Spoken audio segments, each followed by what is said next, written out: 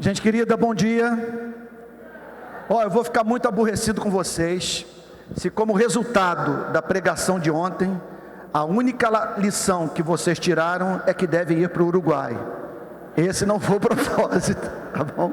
Aliás, como eu tenho dito, a maconha causa perda da memória e uma outra coisa que eu não me lembro.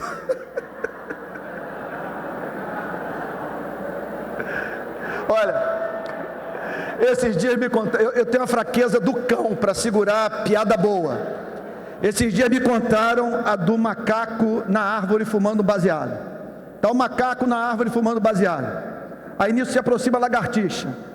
Aí a lagartixa vira-se para o macaco e diz: pô, macaco, esse bagulho deve estar bom. Aí a lagartixa começa a fumar a maconha com o macaco. Lá pelas tantas a lagartixa: ô macaco, esse bagulho tá me dando uma sede. Ué, vai lá no rio. Aí a lagartixa vai para o rio. Quando chega no rio, encontra o jacaré. Aí o jacaré olha para a lagartixa e diz: pô, lagartixa, esses olhos vermelhos, o bagulho deve estar bom. Ué, vai lá e pega com o macaco. Aí o jacaré foi para a árvore. Quando chegou lá onde o macaco estava, o macaco virou-se para o jacaré e disse: pô, lagartixa, bebeu água dessa, hein?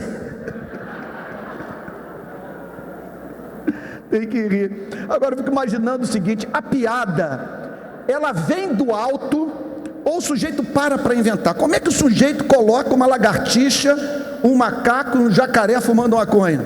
Como que surge uma piada? É um mistério, né? Irmãos queridos, vamos lá para João capítulo 12. João capítulo 12, verso 1.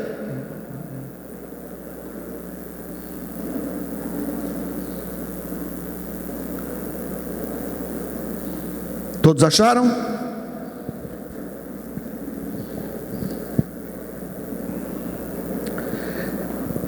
Seis dias antes da Páscoa, Jesus foi para Betânia, onde estava Lázaro, a quem ele tinha ressuscitado dentre os mortos. Prepararam-lhe ali uma ceia. Marta servia e Lázaro era um dos que estavam à mesa com Jesus. Então Maria, pegando um frasco de perfume de nardo puro, muito precioso, ungiu os pés de Jesus, os enxugou com seus cabelos. E toda a casa se encheu com o cheiro do perfume. Mas Judas Iscariotes, um dos seus discípulos, aquele que estava para trair Jesus, disse: por que este perfume não foi vendido por 300 denários e o valor não foi dado aos pobres? Ele disse isso não porque se preocupava com os pobres, mas porque era ladrão. E tendo a bolsa do dinheiro, tirava o que era colocado nela. Mas Jesus disse: deixe-a, que ela guarde isto para o meu sepultamento, porque os pobres estão sempre com vocês, mas a mim vocês nem sempre terão. Vale a pena nós lermos essa narrativa tal como está registrada na parte final do Evangelho de Marcos, no capítulo 14. Marcos capítulo 14, que diz assim, verso 6: mas Jesus disse: deixem a mulher em paz, porque vocês a estão incomodando. Ela praticou uma boa ação para comigo, porque os pobres estarão sempre com vocês e quando quiserem podem fazer-lhes o bem, mas a mim vocês nem sempre terão. Ela fez o que pôde, ungiu o meu corpo antecipadamente para a sepultura. Em verdade lhes digo que onde for pregado em todo o mundo o evangelho, também será contado o que ela fez para memória dela. Pai Santo, não permita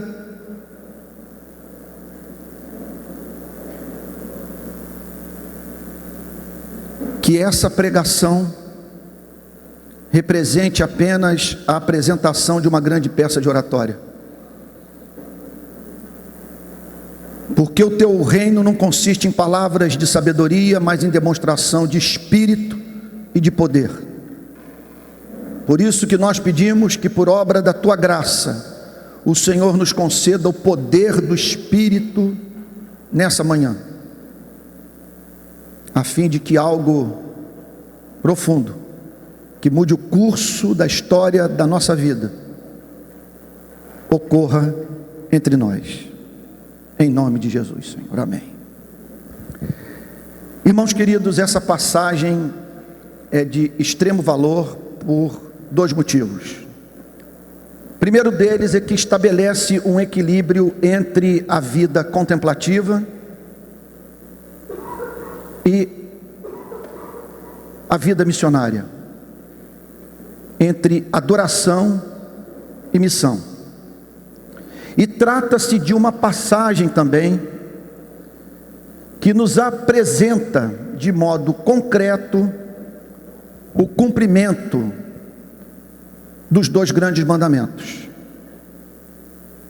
Olhando para Maria, olhando para o que o Senhor Jesus disse para os discípulos com referência aos pobres, nós nos deparamos com uma narrativa que lança luz sobre os dois grandes mandamentos: amar a Deus com todo o nosso ser e ao próximo com o amor que nós temos pela nossa própria vida. Em primeiro lugar, nos chama a atenção nessa passagem por o amor de Maria. Eis um ser humano a quem deveríamos invejar.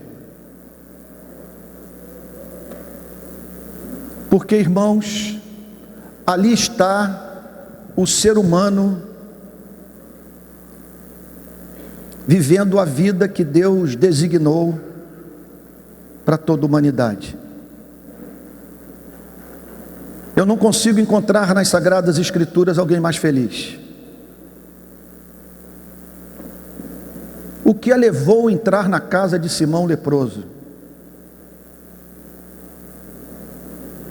Desatar o cabelo, o transformar em toalha, derramar o vaso de alabastro com unguento sobre a cabeça do Senhor Jesus, enxugar os pés do seu Salvador com seus próprios cabelos. Ela entendeu tudo, e houve uma correspondência entre o que os seus olhos contemplavam e o que o seu coração sentia. Tratou-se de algo tão comovente para Cristo, que o nosso Salvador foi movido a declarar: pelo meu governo providencial, onde este evangelho for pregado, o que Maria fez por mim será contado. Enquanto existir esse planeta, onde quer que o evangelho chegue, pela minha soberania, eu farei com que essa história se torne do conhecimento dos homens. É uma passagem, portanto, que empresta um imenso sentido às nossas vidas, porque nos apresenta o Criador sentindo deleite na criatura e dizendo a ela: você me comoveu,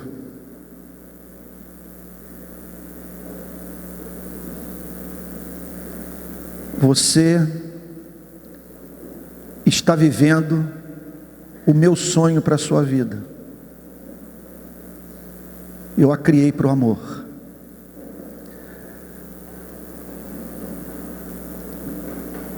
Eu não conheço ninguém cuja vida nas Sagradas Escrituras me cause mais perturbação do que Maria, porque eu queria saber o que ela sentiu. Eu sinto dentro de mim um desejo de articular na presença de Cristo o que eu nunca falei.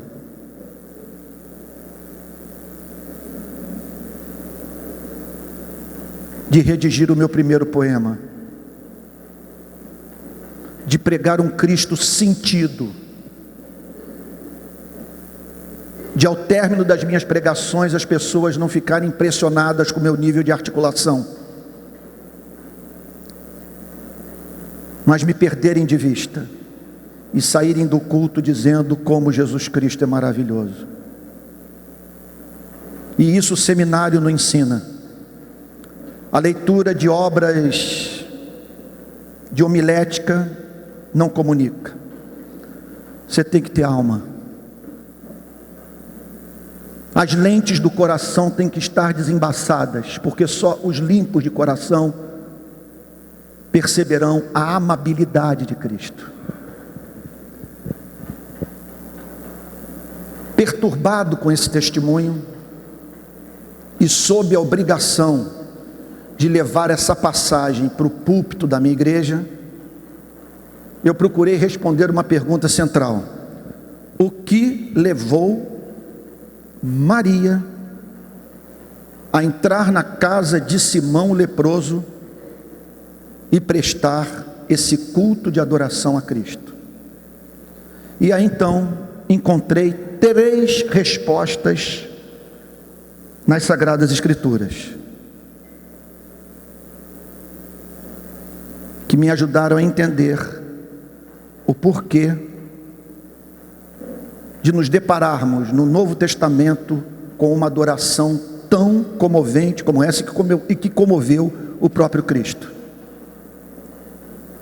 Em primeiro lugar, não há mínima dúvida que essa relação de Maria com Cristo teve início naquele contato que Maria teve com o Senhor Jesus em sua casa.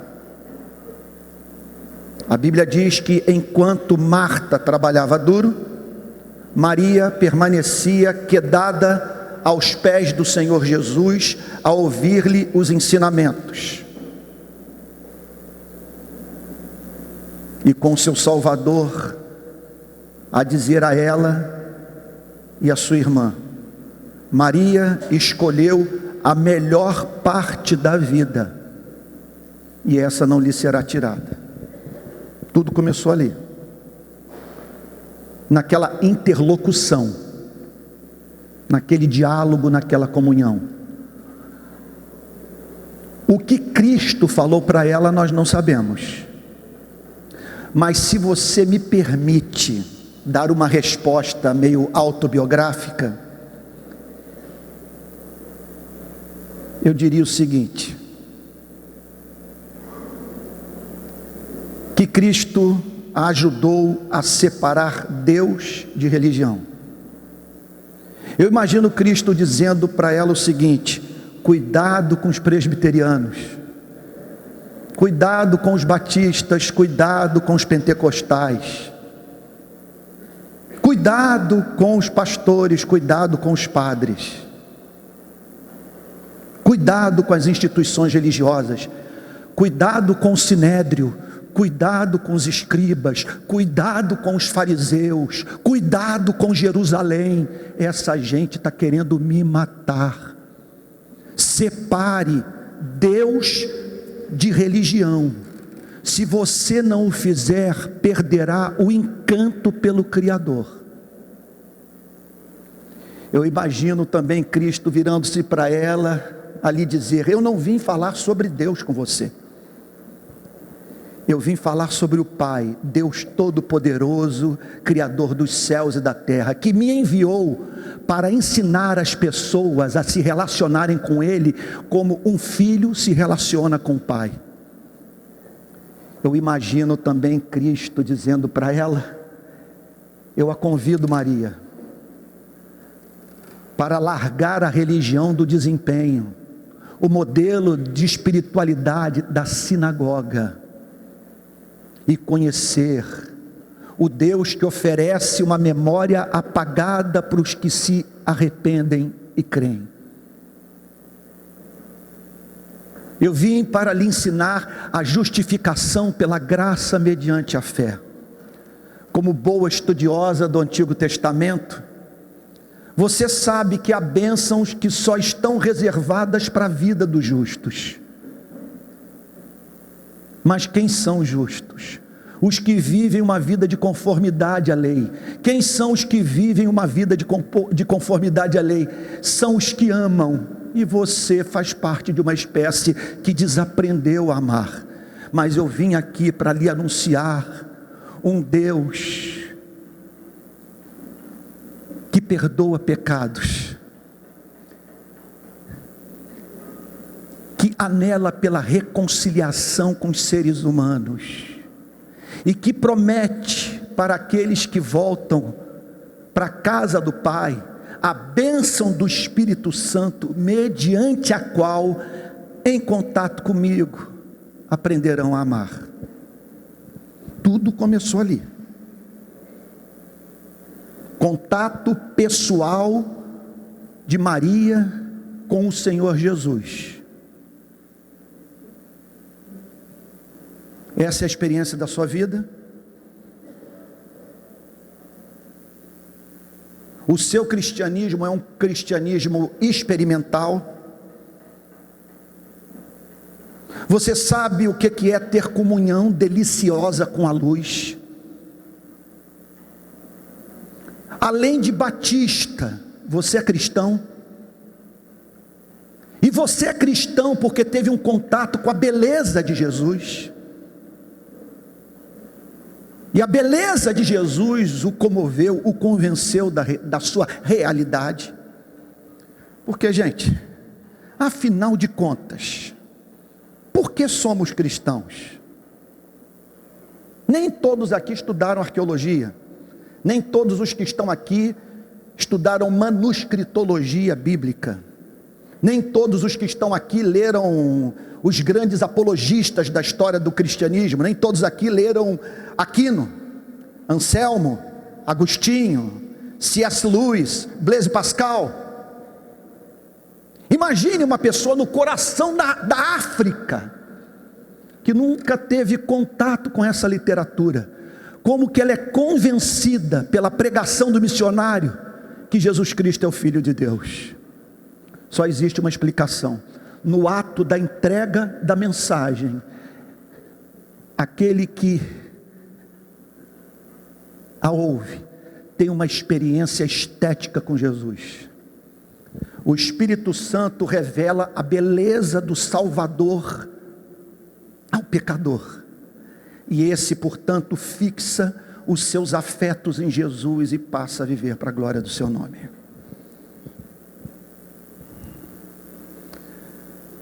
Tu és o Cristo, Filho do Deus vivo, disse o apóstolo Pedro. Bem-aventurado és, Simão Barjonas, porque não foi carne nem sangue quem tu revelou essas coisas, mas o meu Pai que está nos céus. Em segundo lugar, não há mínima dúvida que Maria prestou esse culto ao Senhor Jesus em razão da experiência que tivera em Betânia no 4º dia da morte do seu irmão Lázaro. Maria não estava conseguindo conciliar teologia com a morte do seu irmão. Se estiveras aqui, Senhor, o meu irmão não teria morrido.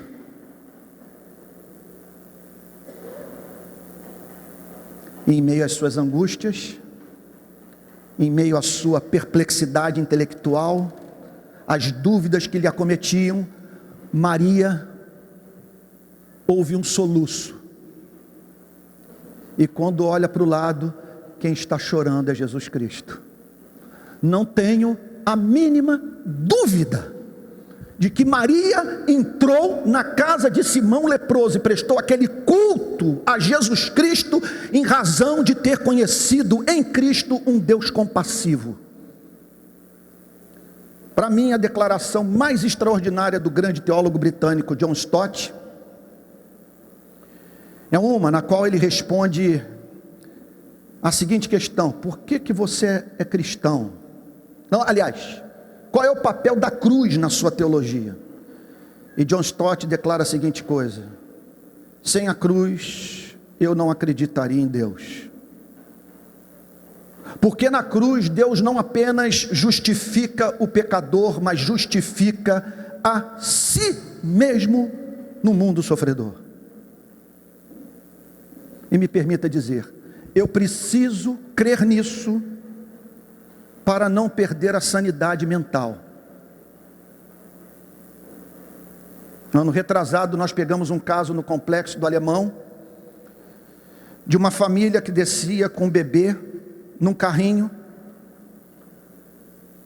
e que viu, num confronto entre policiais e traficantes, uma bala perdida atingir a cabeça do menino.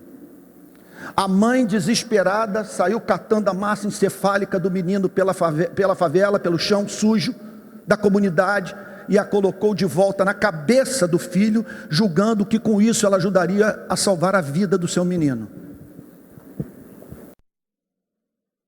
Como não enlouquecer?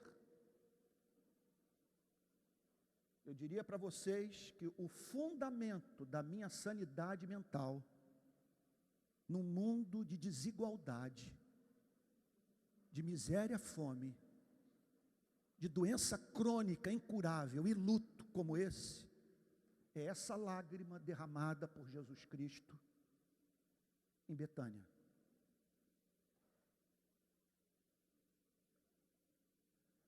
Que me leva a crer que o Criador sofre dores empáticas. Que Ele olha para Jerusalém e chora, experimentando compaixão insondável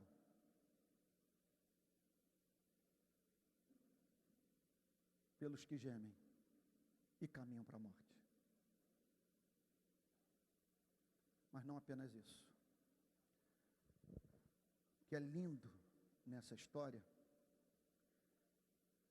é que no minuto seguinte, a lágrima derramada pelo cordeiro, o leão se manifesta.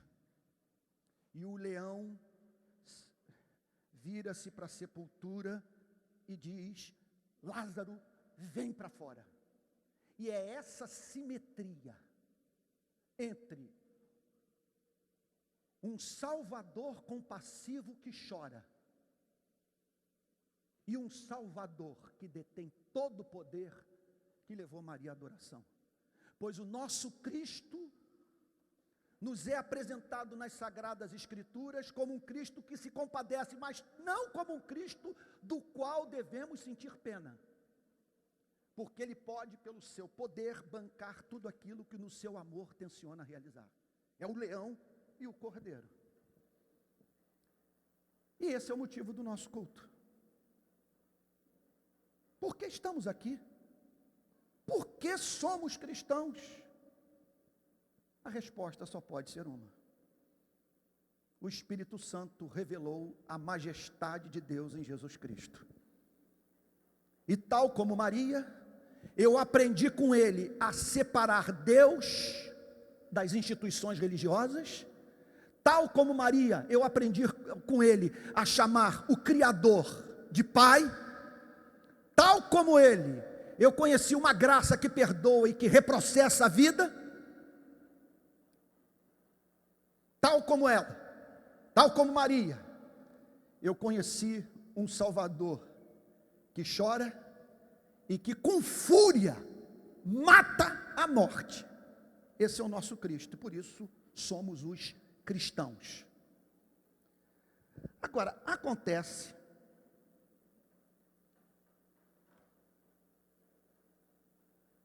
e esse é um fato das instituições religiosas. A igreja é um corpo misto, e entre nós sempre haverá a presença de filhos de Deus e filhos de Satanás, tomando a ceia, sendo batizados, pregando o evangelho e até mesmo assumindo o púlpito da igreja.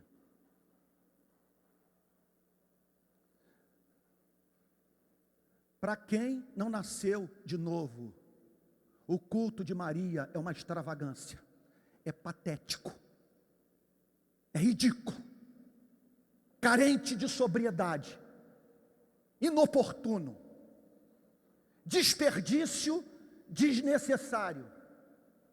Porque Maria pegou 1 ano de trabalho e jogou sobre a cabeça do Senhor Jesus, o nardo importado do Oriente, e que, segundo Judas Iscariotes, membro do colégio apostólico, deveria ser vendido e o dinheiro transformado em esmola aos pobres. Pois bem, o que me chama a atenção nessa passagem é a pauta de Judas Iscariotes.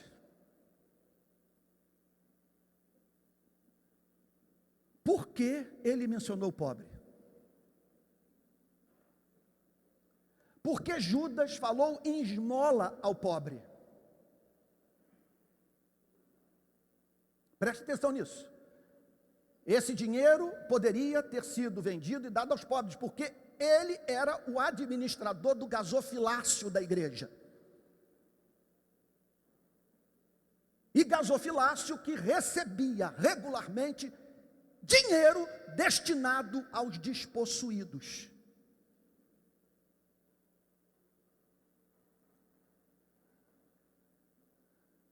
E ninguém se levantou, nem o próprio Cristo, para dizer o seguinte: você está importando para dentro do cristianismo tema que lhe é alheio.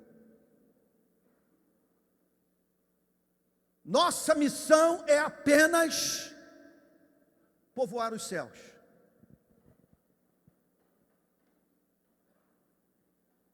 Por que Judas, naquele dia, apresentou a pauta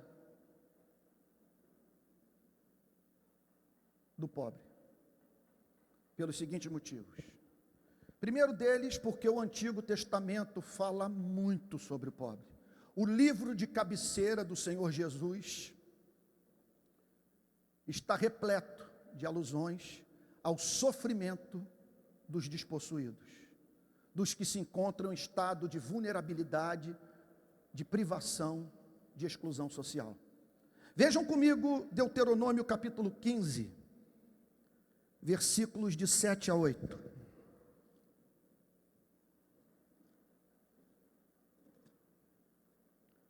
Deuteronômio, capítulo 15,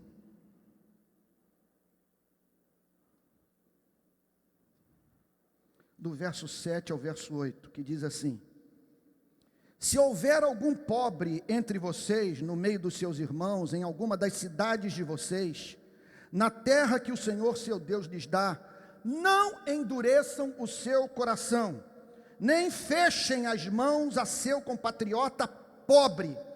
Pelo contrário, devem abrir a mão para ele e lhe emprestar o que lhe falta, tudo aquilo de que tiver necessidade.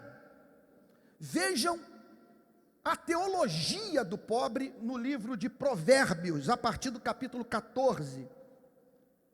Livro de Provérbios, capítulo 14. Que diz assim no verso 31. Quem oprime o pobre, insulta aquele que o criou. Mas o que se compadece do necessitado, o quê? Honra a Deus. Quer dizer, você não honra a Deus tão somente levantando as mãos numa conferência como essa.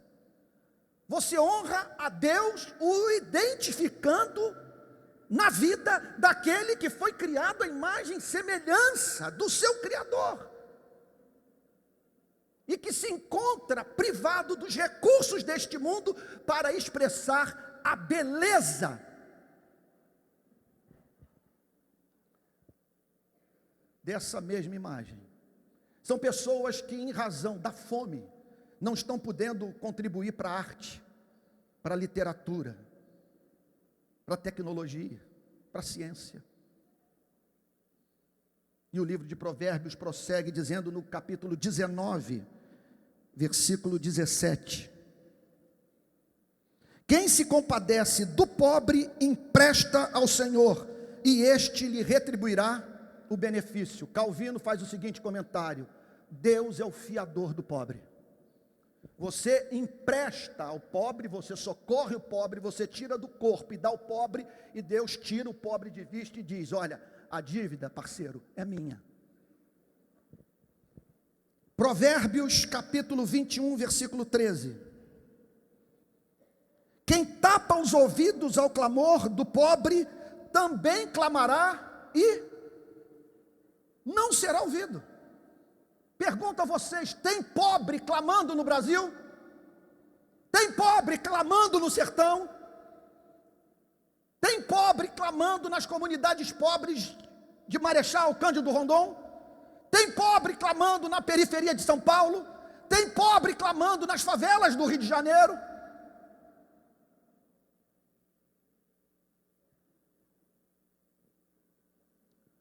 Provérbios capítulo 28, verso 27.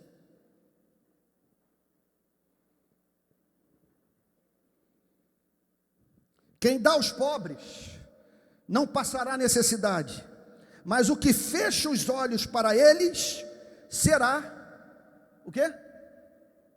Coberto de maldições. Bom, e o locus clássicos da doutrina é Isaías 58, que diz assim, vamos lá para Isaías 58? Vocês estão entendendo agora por que Jesus falava tanto sobre o pobre, por que Judas falou sobre o pobre e não foi repreendido por isso? Foi repreendido pela sua hipocrisia, mas não por mencionar a missão ao pobre. Vejam comigo Isaías 58.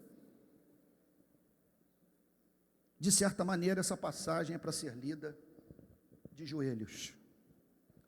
Grite a plenos pulmões, não se detenha. Observe que não fala sobre sexo, não está falando sobre bebida alcoólica, não está falando que você furou o ensaio do coral, não está dizendo que o seu pecado foi não ter participado da conferência da Juventude Batista do Sul do Brasil. Olha o que ele diz: grite a plenos pulmões. Está dizendo o seguinte: vai para as redes sociais, vai para a internet, fale nos congressos, escreva sobre isso, e com paixão, porque essa causa é central. Se a igreja não for bem nisso, por mais ortodoxa que seja, está morta. Erga a voz como a trombeta.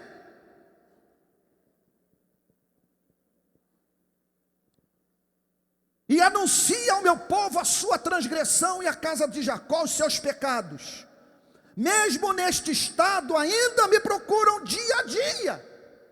Tem culto, tem congresso, tem retiro, tem vigília, tem prazer em saber os meus caminhos, são calvinistas, conhecem as institutas, memorizaram a confissão de Westminster, se interessam pela história da reforma.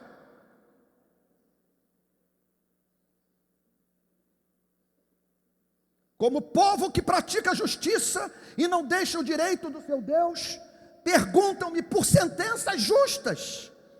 Tem prazer em se aproximar de Deus. Há muito culto, há muito louvor, gente saindo dos congressos rouca de tanto cantar.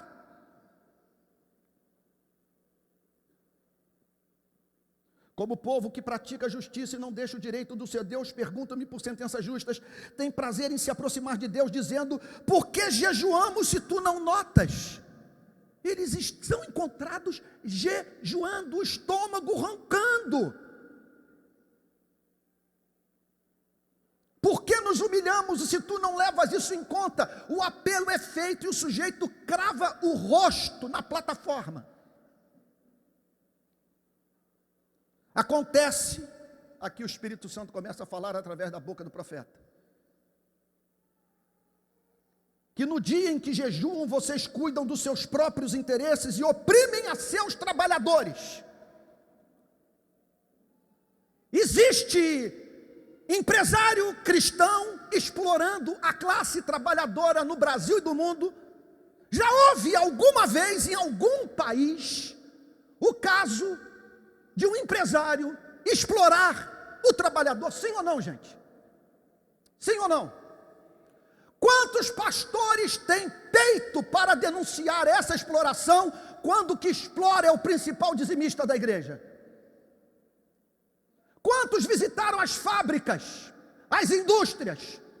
Quantos acordaram às 5 da manhã, tomaram um ônibus com a empregada doméstica, entraram em seguida num trem, gastaram 4 horas no trânsito, trabalharam 10 horas por dia, 6 vezes por semana, para receber no final do mês um salário mínimo e conviver com bala perdida?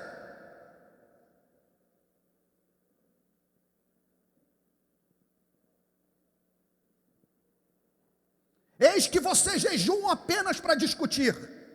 Quando vocês vão para a internet, são os boçais. Não tem respeito por aquele que foi criado à imagem e semelhança de Deus e é seu irmão. Você trata em público o que deveria ter sido tratado em secreto num telefonema, como é próprio aos que conhecem Jesus Cristo.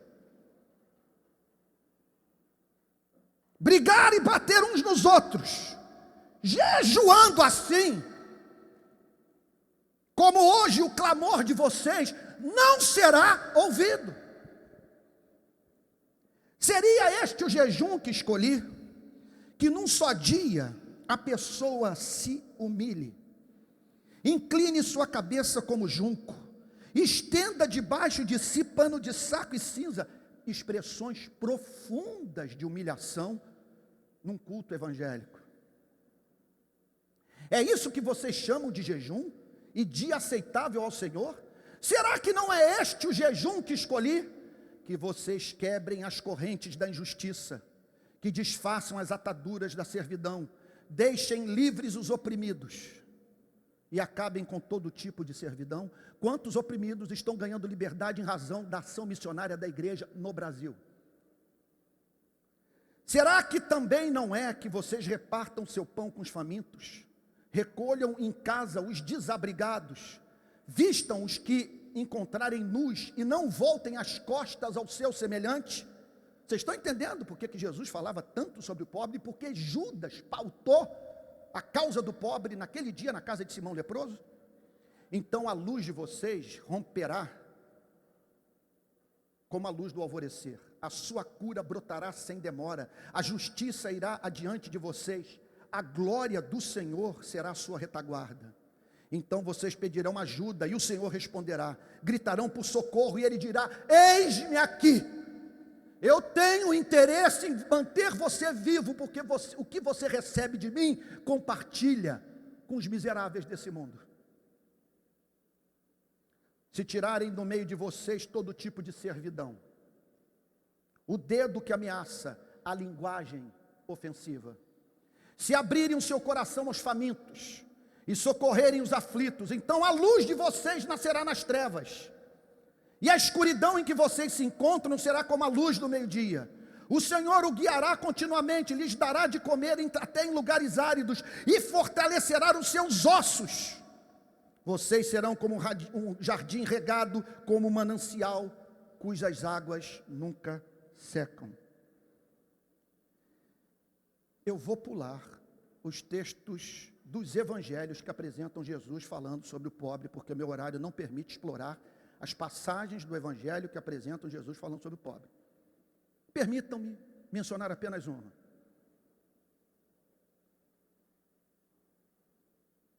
Um homem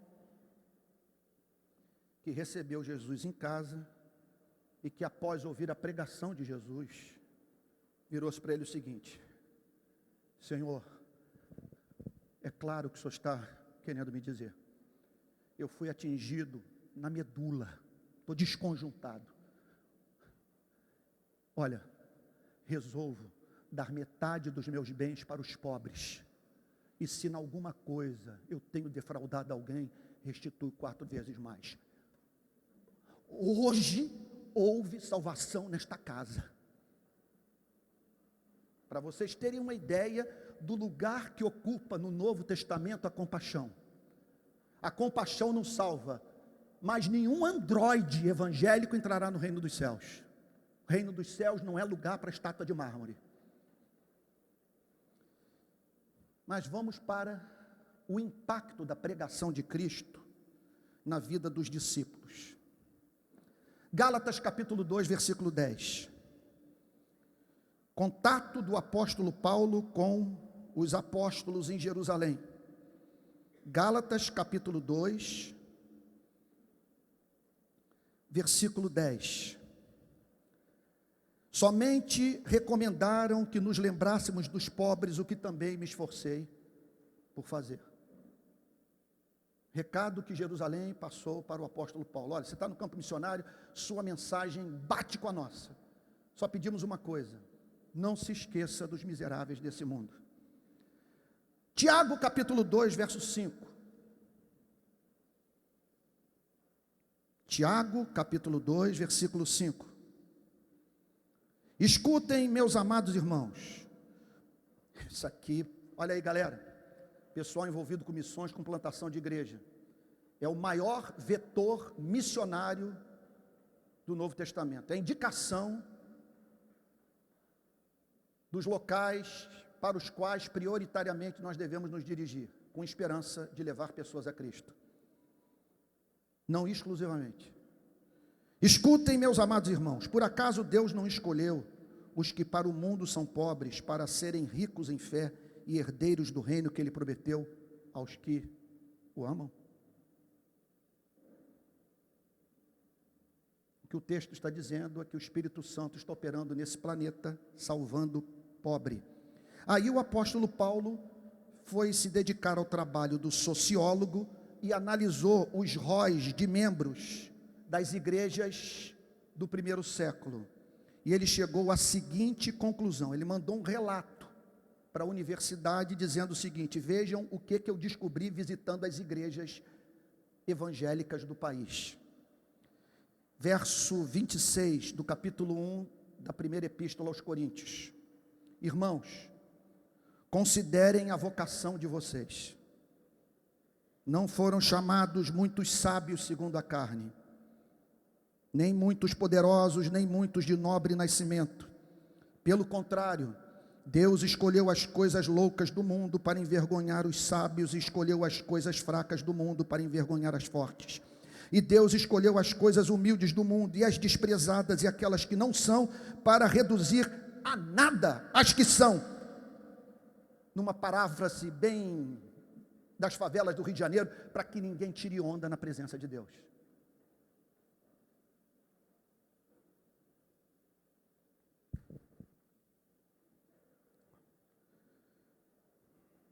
Sendo assim, o que fazer por essa gente?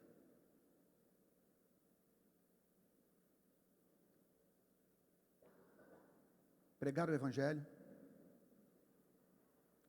fazer filantropia, vestir o nu, alimentar o faminto, dessedentar o sedento, ajudar essas pessoas a se tornarem autoras da sua própria vida, entrando nos bolsões de pobreza do Brasil com obras de desenvolvimento humano e atuando politicamente. Porque sem implementação de políticas públicas nesse país, não há esperança para esse mar de miseráveis. Falo isso a partir do meu trabalho dentro das favelas do Rio de Janeiro. Não tem ONG, não tem igreja que dê conta daquela realidade. Eu estou falando de um país no qual metade das casas não tem acesso à rede de esgoto. Eu estou falando de crianças que acordam de manhã cedo, não tem quadra esportiva para praticar esporte, não tem área de lazer. Eu estou falando de pessoas que não têm qualificação nenhuma para entrar no mercado de trabalho. Eu estou falando também de pessoas que vivem num país no qual há 14 milhões de desempregados, cerca de 5 milhões de subempregados. Eu estou falando de um país no qual, nesse momento, pessoas estão sofrendo dores excruciantes, tomando analgésico, aguardando cirurgia em fila de hospital.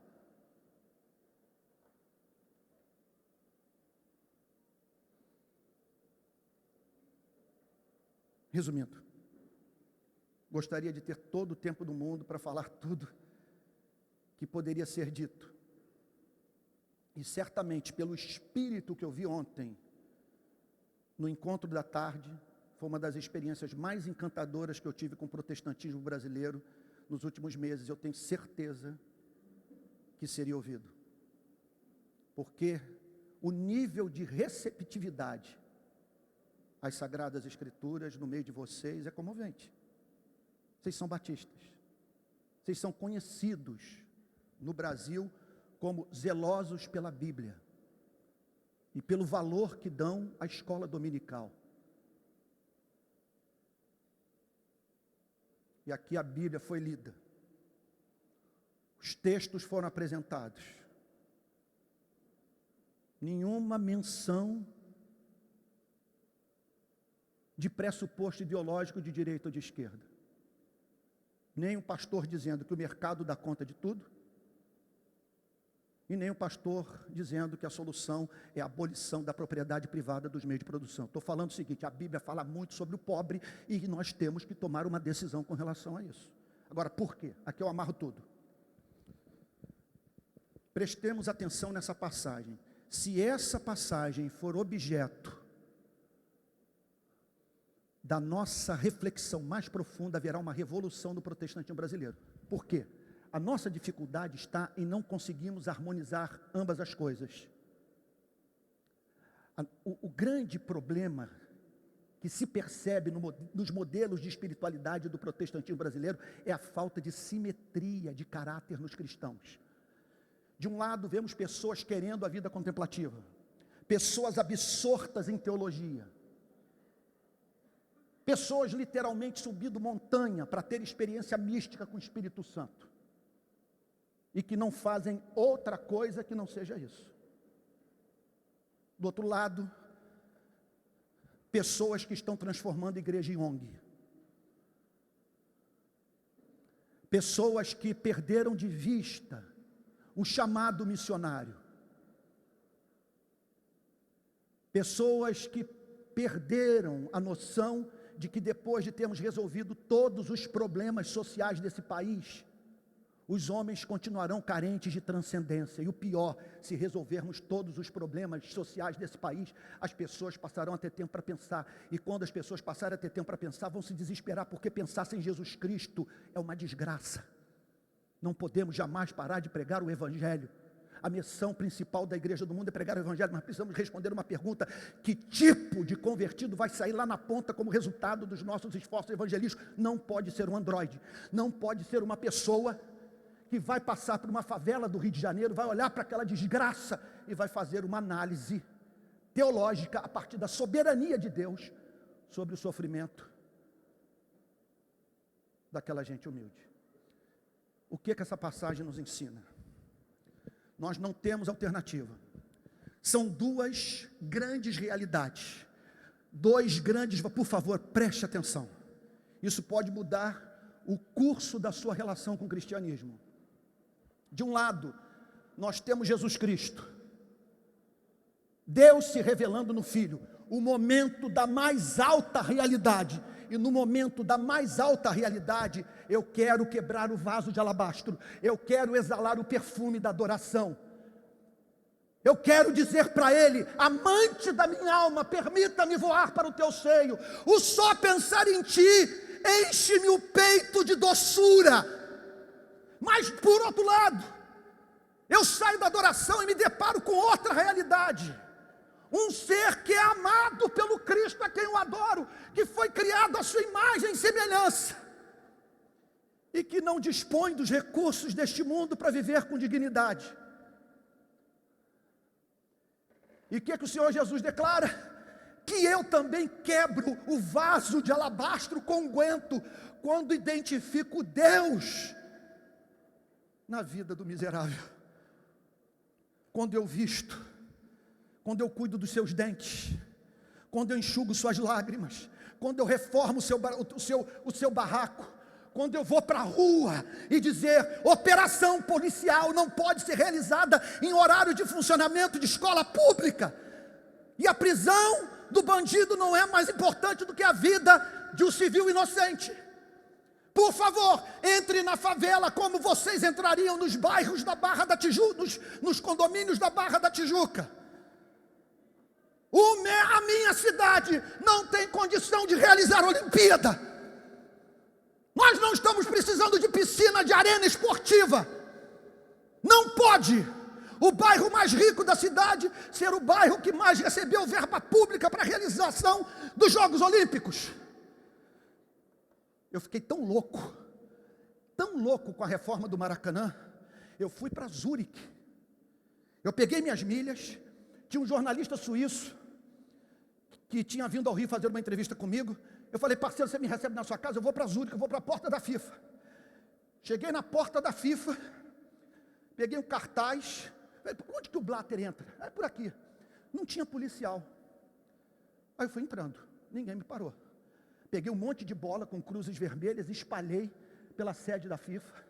Peguei um cartaz em inglês, Copa do Mundo de 2014. Quem lucra mais? FIFA, empresários ou povo brasileiro? Àquela altura, o estrago já estava feito. A France Press estava presente me gravando. Veio a assessoria de imprensa da FIFA. E aconteceu um fenômeno pentecostal, das línguas estranhas.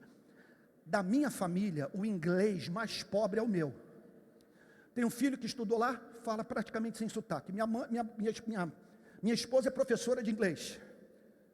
Até a Alissa, de 8 anos, fala inglês melhor do que eu. Mas a raiva me deu eloquência. As línguas estranhas vieram.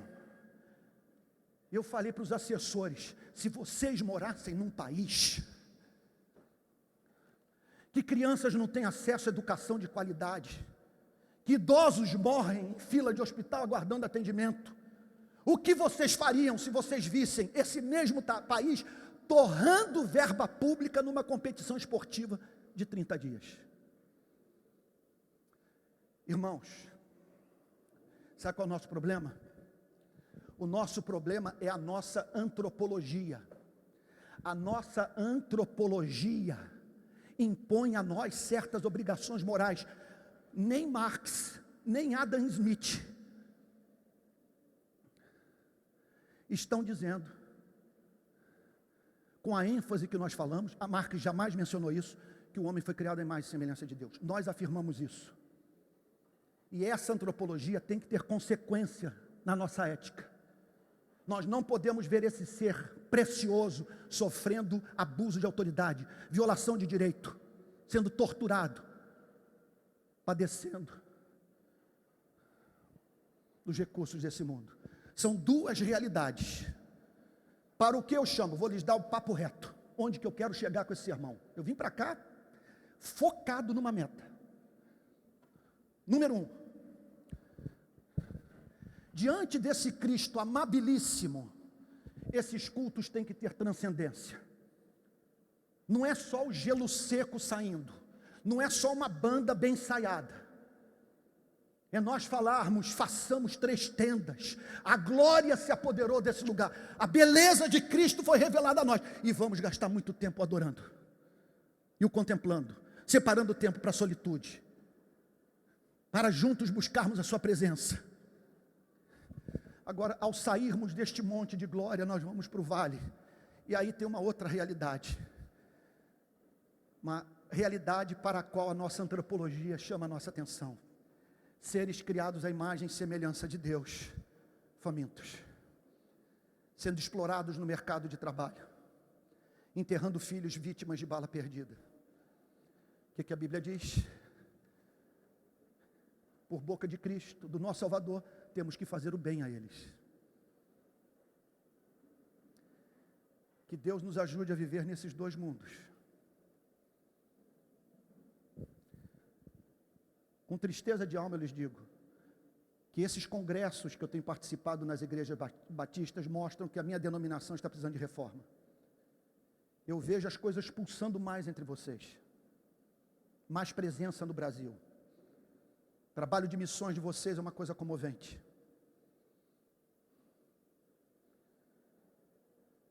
Se essa denominação, para além do que alcançou, crescer em culto, em adoração, com seus cultos marcados por verdadeira transcendência em razão da presença perceptível de Cristo, e ao sair do templo, essa igreja não ignorar a dor do faminto, levar Isaías 58 a sério. Vou lhes dizer uma coisa: se Spurgeon sabe o que está acontecendo aqui, ele vai dizer, valeu a pena ter lutado por isso. E nós sabemos que tem aquele que passeia entre as igrejas, que estará dizendo, essa denominação é o meu sonho para as igrejas do país, para as igrejas do Brasil. Eles conseguiram harmonizar o amor pelo Criador, o amor pela criatura. Eles não se mantiveram impassíveis diante da mais alta realidade da manifestação do Criador na pessoa do seu Filho, e eles também não permaneceram impassíveis diante da manifestação da mais profunda dor na vida daqueles que foram criados à imagem e semelhança de Deus. Que Deus os abençoe, em nome de Jesus, e que sonhos agora estejam sendo gerados pelo Espírito Santo, fome de Jesus, e fome de fazer bem ao necessitado. Vamos ficar de pé, vamos orar?